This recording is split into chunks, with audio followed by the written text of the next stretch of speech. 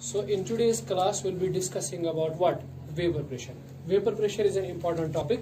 आप थोड़ा सा ध्यान रखिएगा। देखिए इस तरह से हम कंसिडर करते हैं, हमारे पास एक टैंक है जिसमें हमने कुछ वेपर रखा हुआ है। Suppose there is a liquid हमने इसमें रखा हुआ है।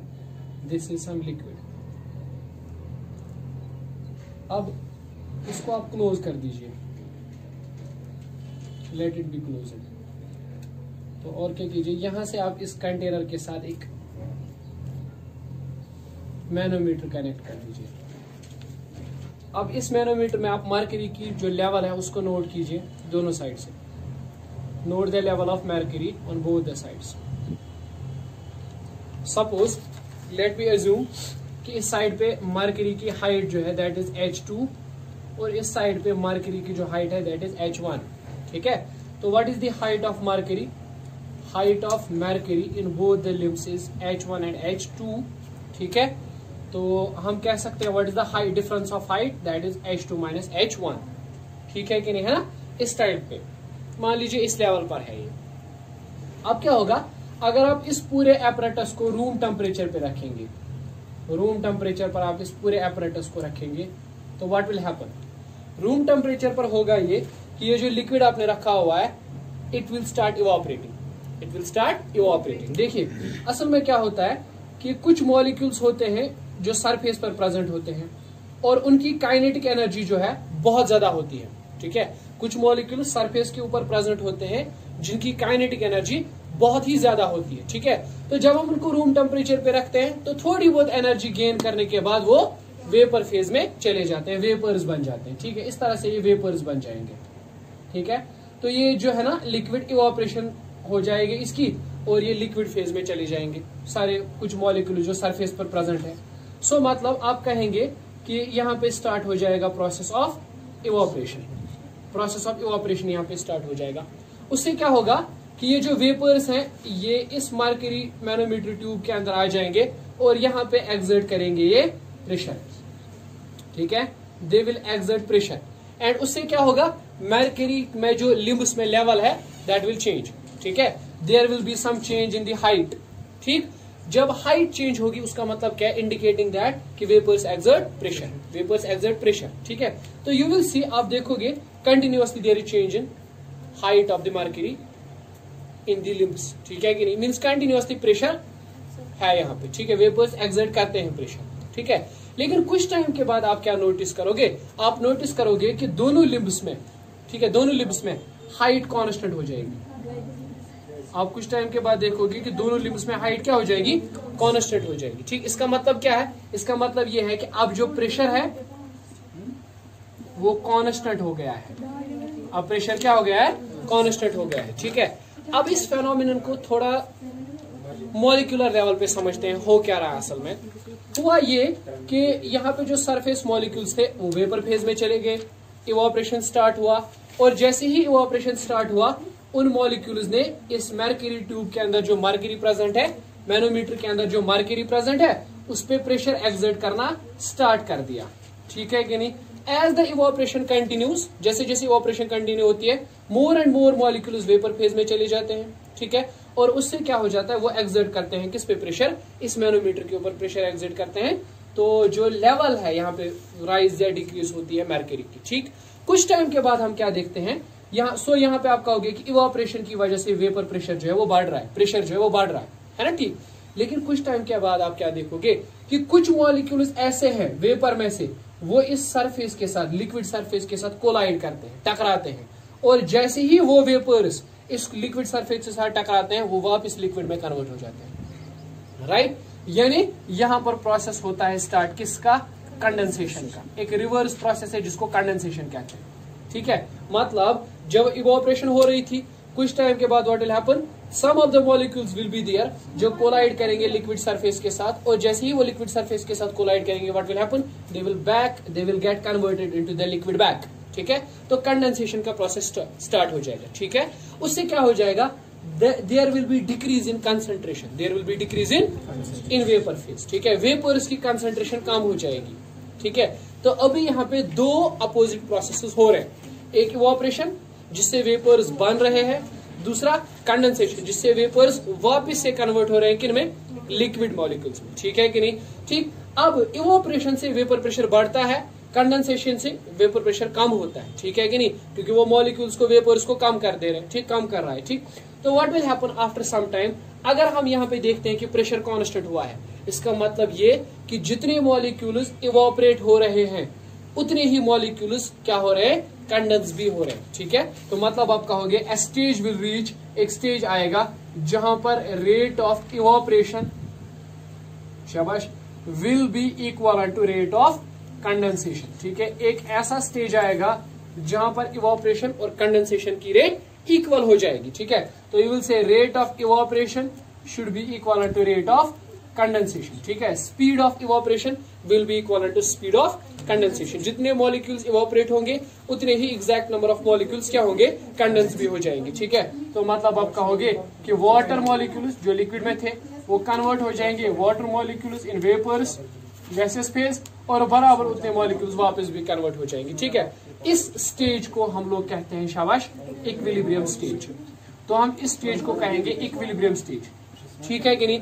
अब देखो इक्विलिब्रियम स्टेज पे क्या होगा, प्रेशर कांस्टेंट हो गया है, ठीक है, प्रेशर इज कांस्टेंट, प्रेशर यहाँ पर कांस्टेंट हो गया है, there is no change in pressure, pressure में कोई चेंज नहीं हो रही है, ठीक है कि नहीं, है ना। ऐसा क्यों, क्योंकि दो प्रोसेसेस हो रहे हैं, दो प्रोसेसेस, स्टॉप नहीं हुई है रिएक्शन, दो प्रोसेसेस हो रहे हैं, लेकिन दोनों अपोजिट डायरेक्शन में हो रहे हैं, ठीक है। इस वजह से क्या हो रहा है, इस वजह से हो ये रहा कि इक्विलिब्रियम यहाँ पे एस्टेब्लिश हुआ है, ठीक है कि नहीं। सो व्हाट यू विल सी, आपको क्या करना है, आपको उस टाइम पे जब इक्विलिब्रियम स्टेज आ गया है, इस मैनोमीटर के अंदर प्रेशर नोट करना है। अब आप पूछोगे कि ये मैनोमीटर कैसे प्रेशर बताता है, ठीक है, देखो कैसे बताता है। हमारे पास एक लॉ है जिसको बोलते हैं Pascal's law, will read about it. Pascal's law कहता है pressure is equal to H rho G, rho is the density, G is acceleration due to gravity, where H, चलिए मैं डेल्टा H लिखता हूं, delta H is the difference of heights, ठीक है। आपको बस क्या करना है, आपको देखना है P इज डेल्टा H किसके बराबर आएगा, H2 minus H1 rho into G। Just आप हाइट की डिफरेंस H2 माइनस H1 को नोट कीजिए और प्रेशर निकाल दीजिए, ठीक है। जब इक्विलिब्रियम स्टेज आ गया होगा उस टाइम पे आप प्रेशर देख लीजिए, ठीक है। वो जो प्रेशर उस टाइम पे होगा उसी को कहते हैं वेपर प्रेशर। क्या कहते हैं, vapour. So I will write the vapour pressure is defined as the pressure exerted by vapours, pressure exerted by vapors when it is in equilibrium, when the liquid is in equilibrium with the vapors at a constant temperature, किसी एक particular constant temperature पर। देखो यार, heat नहीं supply करनी है इस system में, अगर आप हीट सप्लाई करोगे ना, what will happen, the rate of evaporation will increase, ठीक है कि नहीं। कूल नहीं करना है इस सिस्टम को, अगर आप कूल करोगे what will happen, the rate of condensation will increase, ठीक है कि नहीं। कुछ नहीं करना है, ना तो इवोपरेशन को बढ़ाना है, मतलब इस सिस्टम का टेम्परेचर आपको कांस्टेंट रखना है, ठीक है। जो कांस्टेंट टेम्परेचर पर ये सारा इक्विलिब्रियम एस्टेब्लिशमेंट होगा उस टेम्परेचर को कहते हैं boiling point of the liquid. क्या कहते हैं, boiling point of the, so liquid का boiling point, what does that mean, that means the boiling point of liquid is defined as the temperature at which an equilibrium is established between liquid and vapor phase, ठीक है। Liquid और vapour phase के बीच में जो जिस temperature पर equilibrium establish हो जाएगा, ठीक है, उस चीज को हम लोग क्या कहेंगे, उस चीज को हम लोग कहेंगे बॉइलिंग पॉइंट, राइट। तो मतलब देख लीजिए, अगर मैं कहूं कि boiling point of water is 100 degree, what does that mean, that mean जब आप वाटर को 100 डिग्री सेल्सियस पे रखोगे तो क्या हो जाएगा, इस एपरेटस में तो ये जो वेपर प्रेशर है उसका कांस्टेंट हो जाएगा, ठीक है। मतलब एक इक्विलिब्रियम एस्टेब्लिश हो जाएगा वाटर और उसके वेपर्स के बीच में, right. This is the clear cut thing, ठीक है। So you may be able to understand this type of physical equilibrium, ठीक है। इस इक्विलिब्रियम में एक ही बात खास याद रखने के लायक है, वो ये है कि यहाँ पे वेपर प्रेशर जो है वो कांस्टेंट होता है, ठीक, at constant temperature, and this type of equilibrium is called as liquid gas equilibrium. It is called as liquid gas equilibrium. We call this equilibrium as liquid gas equilibrium, ठीक है। So it is an example of physical equilibrium. It's an example of physical equilibrium है, ठीक है। अब देखिए इस stage पे एक और खास बात होती है, at such stage what happens, vapour pressure of liquid, liquid का जो वेपर प्रेशर है balance is the atmospheric pressure, balance is the atmospheric pressure. देख लीजिए, मैं आपको इस चीज में एक चीज समझाता हूं, ध्यान दीजिएगा। अगर इस तरह से हम कहते हैं ये जो प्रेशर यहां से एस्टेब्लिश हो रहा है इसको कहते हैं वेपर प्रेशर, जो यहां पे लग रहा है वेपर्स के द्वारा, ठीक। अब एक और प्रेशर भी है यहां पे, और वो कौन सा है, atmospheric pressure, PATM, atmospheric pressure, ठीक है। ये लेवल कब बैलेंस हो सकती है, वेपर प्रेशर इसको नीचे ले आ रहा है, ठीक है, और यहां से भी एटमॉस्फेरिक प्रेशर लग रहा है, तो ये लेवल तब बराबर हो सकती है जब एटमॉस्फेरिक प्रेशर और वेपर प्रेशर बराबर हो जाए, ठीक है। तो मैं कह रहा हूं कि इस स्टेज पे क्या होता है, वेपर प्रेशर जो होता है ना लिक्विड का, वो बैलेंस कर लेता है किसको, एटमॉस्फेरिक प्रेशर को, ठीक है कि नहीं। सो हमेशा आप याद रखोगे कि a liquid starts boiling, a liquid starts boiling, कोई भी लिक्विड तब बॉयल होना स्टार्ट करता है when it is vapour pressure becomes equal to atmospheric pressure, becomes equal to atmospheric pressure। कोई भी लिक्विड तब बॉयल करना स्टार्ट करता है जब उसका वेपर प्रेशर और एटमॉस्फेरिक प्रेशर बराबर हो जाए, ठीक है कि नहीं। अब देखिए बेटा, इमेजिन कीजिए आपके पास दो लिक्विड्स हैं, एक लिक्विड है आपके पास लिक्विड A और दूसरा है आपके पास लिक्विड B। अब समझ लीजिए, मैं आपको यहीं से कह रहा हूं कि vapour pressure of A is much greater than vapour pressure of B, ठीक है।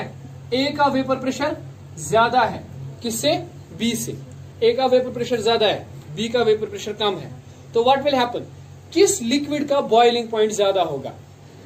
देखिए, दोनों लिक्विड्स को हीट करना है, तब तक हीट करना है जब तक इनका वेपर प्रेशर एटमॉस्फेरिक प्रेशर के बराबर ना हो जाए, ठीक है कि नहीं। अब समझिएगा, देखिए एटमॉस्फेरिक प्रेशर जो है वो आपको पता है, व्हाट इज दैट। अगर हम इस तरह से बात करें, दैट इज सपोज 1 ATM है ना, 1 ATM। वो सपोज मान लीजिए इसका वेपर प्रेशर है 0.8 ATM, ठीक है, और इसका वेपर प्रेशर है 0.3 ATM। अब जरा बताइए, आपको दोनों को हीट करना है, ठीक है, तब तक जब तक दोनों का वेपर प्रेशर कितना हो जाएगा, 1 ATM। किस लिक्विड को हीट करने में, किस लिक्विड को शाबाश ज्यादा हीट देनी पड़ेगी ताकि उसका वेपर प्रेशर एटमॉस्फेरिक प्रेशर के बराबर हो जाए, शाबाश B को, है ना। इसका वेपर प्रेशर ऑलरेडी कम है तो इसे ज्यादा हीट देनी है ताकि इसका वेपर प्रेशर एटमॉस्फेरिक प्रेशर के बराबर हो जाए। तो हम सीधी सी बात कहेंगे कि बॉइलिंग पॉइंट जो है, बॉइलिंग पॉइंट जो है वो B का ज्यादा होगा than boiling point of A, ठीक है कि नहीं। तो कंक्लूजन क्या है, कंक्लूजन ये है, जिस लिक्विड का वेपर प्रेशर ज्यादा उस लिक्विड का बॉइलिंग पॉइंट कम। जिस लिक्विड का बॉइलिंग पॉइंट, अगर देखो इस तरह से समझो, जिस लिक्विड का वेपर प्रेशर ज्यादा होगा उसका बॉइलिंग पॉइंट क्या होगा, कम होगा, ठीक है कि नहीं। देखिए इसका वेपर प्रेशर ऑलरेडी ज्यादा है तो थोड़ी सी हीट दे दो इसको, तो ये इसका प्रेशर बराबर बन जाएगा एटमॉस्फेरिक प्रेशर के बराबर, ठीक है कि नहीं। तो सीधी सी बात है कि vapour pressure and boiling point are inversely proportional to each other, ठीक है कि नहीं, है ना। Vapour pressure and boiling point is inversely proportional to each other, right. So इस चीज को आपको ध्यान में रखना है कि वेपर प्रेशर जिस लिक्विड का ज्यादा होता है उस लिक्विड का बॉइलिंग पॉइंट जो है वो कम होता है, ठीक है कि नहीं। चलिए, anyways vapour pressure is actually some other topic, we will discuss it in detail in some other lecture. अभी नहीं, अभी तो बस हम इक्विलिब्रियम के बारे में बात कर रहे हैं, ठीक है।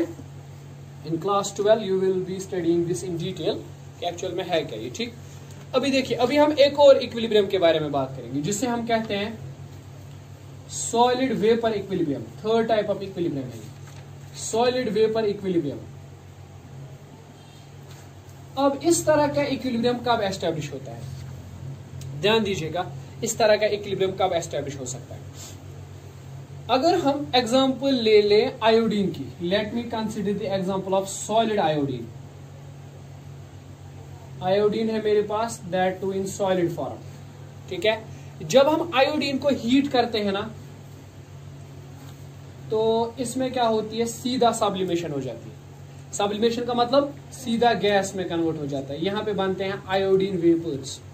क्या बनते हैं, आयोडीन वेपर्स, ठीक है। यहां पे आपको मिलेंगे आयोडीन वेपर्स।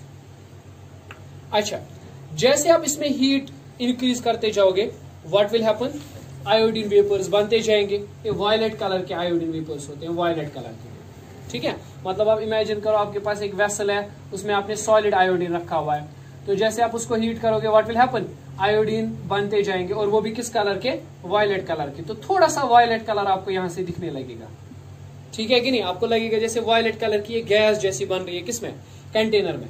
और as you are increasing the temperature, जैसे जैसे आप टेम्परेचर बढ़ाते जाओगे, हीट करोगे, तो व्हाट विल हैपन, शाबाश, ये इंटेंसिटी बढ़ती जाएगी, वायलेट कलर और आता जाएगा, और सोल्यूशन में वायलेट कलर प्रोड्यूस होगा, मीन्स वहां पे और आयोडीन पेपर्स बनते जाएंगे। लेकिन कुछ टाइम के बाद आप क्या देखोगे कि इंटेंसिटी इज बिकमिंग कांस्टेंट, ठीक है, अभी वायलेट जो वेपर्स है वो ज्यादा नहीं बन रहे, ठीक है। आप बोलोगे आखिर हुआ क्या, देखो अब होगा ये कि यहाँ पे सब्लिमाइज हो रहा है आयोडीन, वेपर्स बन रहे हैं, लेकिन एट द सेम टाइम कुछ वेपर्स वापस से सॉलिड आयोडीन के साथ टकराते हैं, ठीक है, और वापस से वो सॉलिड बन जाते हैं।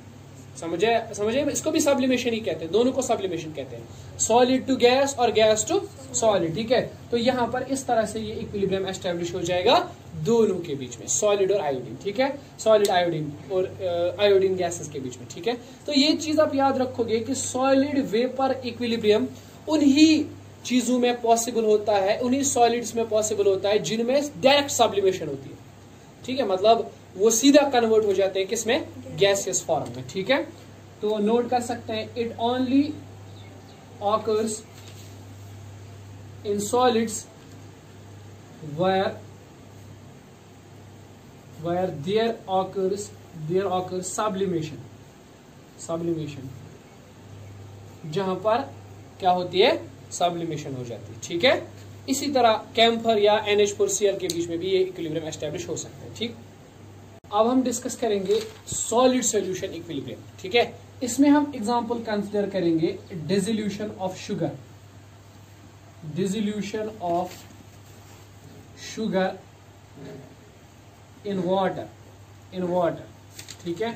हम क्या कर रहे हैं इस टाइम पे, हम एक कंटेनर ले रहे हैं, उस कंटेनर में हम क्या करेंगे, will just apply some liquid यहाँ पे लेंगे, और इस लिक्विड के अंदर हम शुगर क्यूब्स डाल देंगे, क्रिस्टल्स, शुगर क्रिस्टल्स, इस तरह से। व्हाट विल हैपन, ठीक है, बताइए, व्हेन sugar is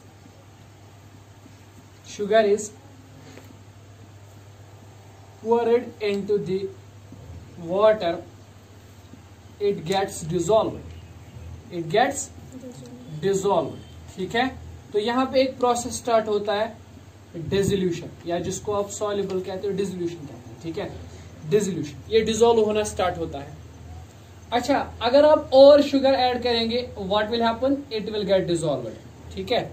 लेकिन एक ऐसा स्टेज आएगा जब आप शुगर डालोगे इसमें, लेकिन वो डिसॉल्व नहीं होगा, ठीक है। The solution at that time is said to be saturated, ठीक है, वो इसे कि सोल्यूशन सैचुरेट हो गया, ठीक है। मतलब when solution dissolves, when no more sugar can be dissolved in water, it is said to be saturated solution। उस टाइम पे हम कहते हैं कि ये सोल्यूशन जो है सैचुरेटेड सोल्यूशन है, ठीक है कि नहीं। मतलब अब आप शुगर डालो, वो डिसॉल्व नहीं होगा, ठीक है, वो अनडिसॉल्व्ड फॉर्म में वहीं पे प्रेजेंट रहेगा, ठीक है कि नहीं। अब आप सोचोगे अपनी जगह पे कि शायद शुगर जो है वो खत्म हो गया, अब कोई प्रोसेस नहीं हो रहा है, रिएक्शन स्टॉप हो गई है, लेकिन ऐसा नहीं है, ठीक है। देखिए क्या होता है, जो ये अनडिसॉल्व्ड शुगर है,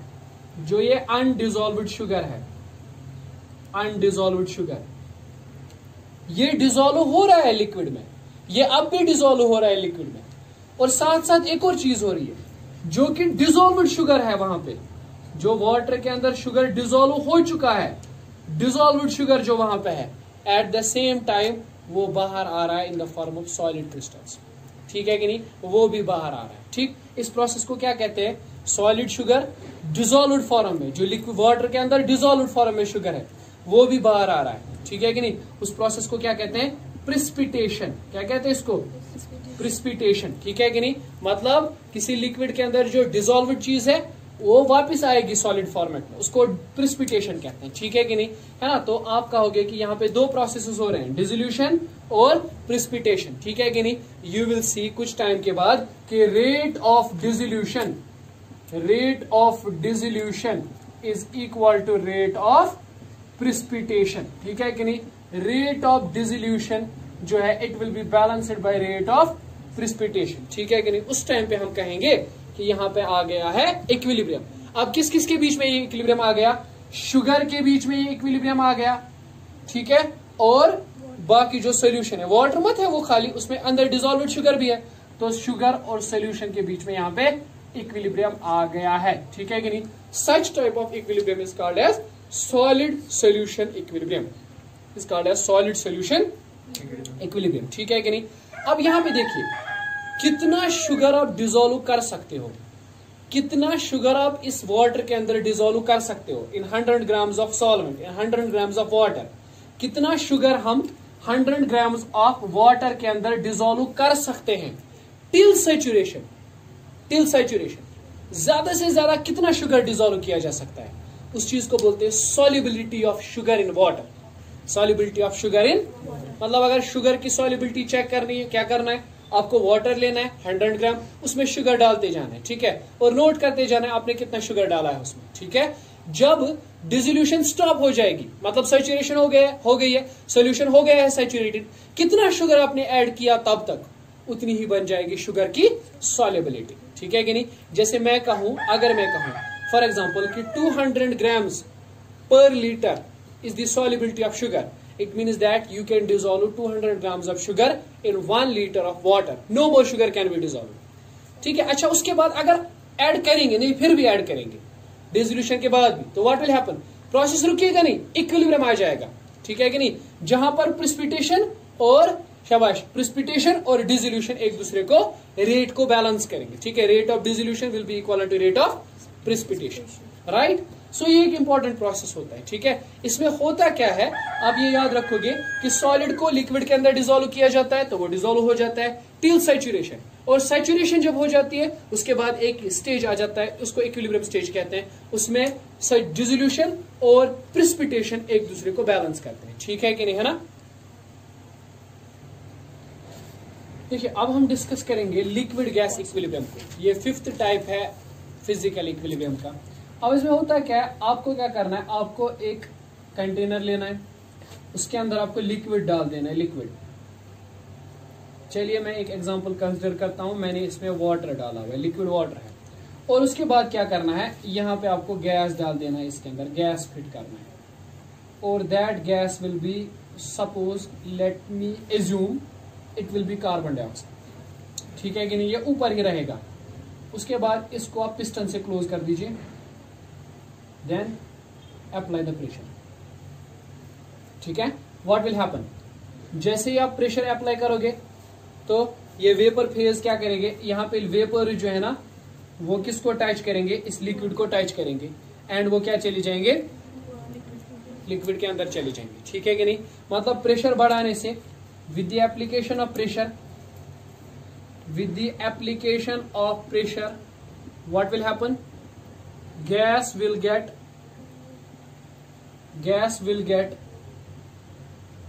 dissolved, gas will get dissolved into liquid, ठीक है।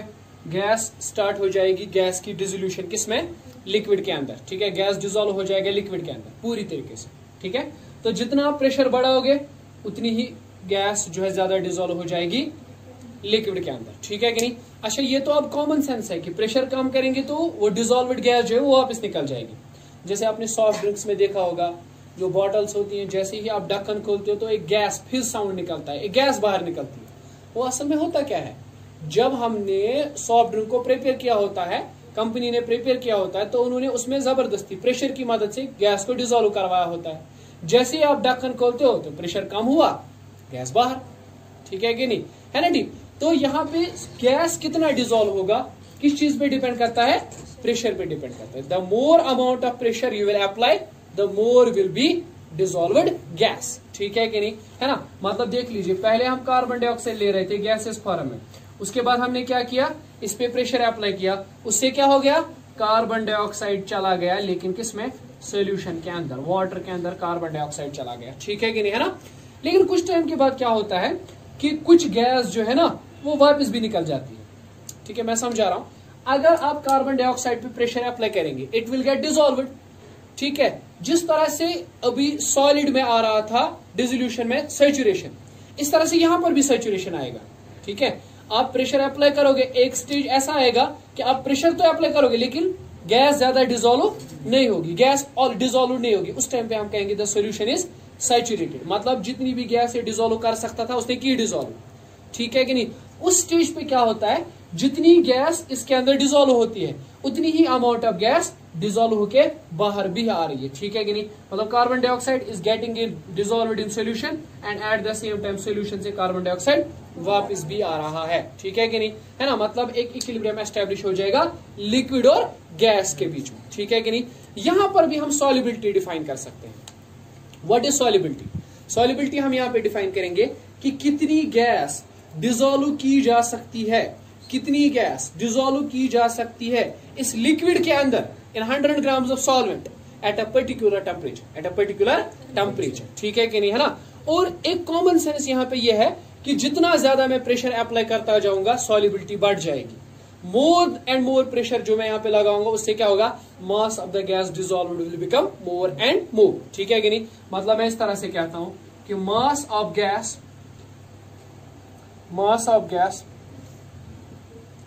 dissolved in given mass of solvent, किसी सॉल्वेंट के अंदर एट पर्टिकुलर टेम्परेचर, किसी एक पर्टिकुलर टेम्परेचर पर इज डायरेक्टली प्रोपोर्शनल टू, शाबाश, हाँ, proportional to pressure of gas, is directly proportional to pressure of gas above solvent. Solvent के ऊपर जो गैस रखा हुआ है उस पर आप प्रेशर बढ़ाओ तो सॉल्युबिलिटी बढ़ जाएगी। मतलब हम कहेंगे इस तरह से कि M is directly proportional to P, P is the pressure, M is the mass of gas which is getting dissolved. तो you can say M is equal to, यहाँ पे कांस्टेंट आता है Kp। This famous statement is known as Henry's law. इस statement को कहते हैं Henry's law, it's a law called as Henry's law, ठीक है। तो हेनरीज लॉ सिंपल स्टेटमेंट ये देता है, शाबाश, इतना ही कि if you want to dissolve the more gas increase the pressure, ठीक है। प्रेशर को बढ़ाते जाओगे तो ज्यादा से ज्यादा गैस डिसॉल्व हो जाएगा, ठीक है कि नहीं। देखिए मैं समझा रहा हूं आपको, अगर हम लोग जो है ह्यूमन बींग्स जो हैं, हम सारे गैसेस को अंदर लेते हैं, ठीक है कि नहीं, और उन सब गैसेस में से कौन सा गैस हमारे ब्लड में डिसॉल्व होता है, oxygen, obviously. Why not carbon dioxide? Why not nitrogen? Why not some other gases? हम ऑक्सीजन तो फिल्टर करके नहीं ले रहे हैं ना, सारे गैसेस अंदर ले जा रहे हैं, फिर खाली ऑक्सीजन ही डिसॉल्व होता है। Why?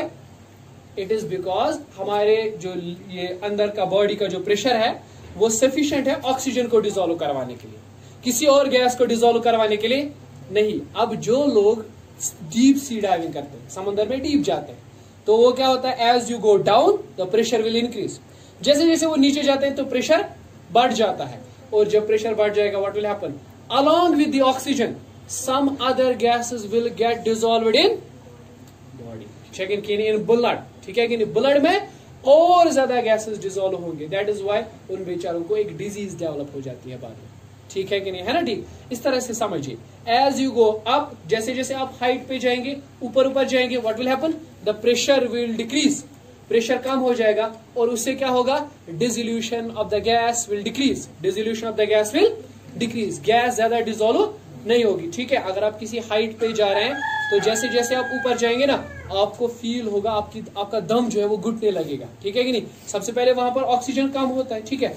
अब जितना होता है वो भी सही से डिसॉल्व नहीं हो रहा है, ठीक है, क्यों, क्योंकि प्रेशर कम है, प्रेशर कम है तो वो ब्लड में डिसॉल्व नहीं हो पा रहा है, ठीक है कि नहीं। तो आपकी पूरी बॉडी तक जो है ऑक्सीजनेटेड ब्लड नहीं पहुंच रहा है, ठीक है, क्योंकि ऑक्सीजन की जो अमाउंट है वो कम हो रहा है ब्लड में। दैट इज वाई आपकी जो बॉडी पार्ट्स हैं दे आर जस्ट वो फंक्शन करने लगते हैं somehow abnormally at higher temperature, ठीक है कि नहीं। अब ये तो पता है, ये जो लोग उन जगह पे रहते हैं उनके अंदर एडेप्टेशन होती है, नेचुरल एडेप्टेशन होती है, ठीक है, वो धीरे धीरे चीजों को एडॉप्ट करते हैं तो उन्हें कोई प्रॉब्लम नहीं होती है, ठीक है। लेकिन जैसे जैसे हम जैसे लोग जो लोअर सी लेवल पे रहते हैं, हम उन जगह पे जाते हैं तो हमें थोड़ी बहुत प्रॉब्लम फेस करनी पड़ती है, ठीक है। At some times nose bleeding तक हो जाती है इस चीज से, राइट।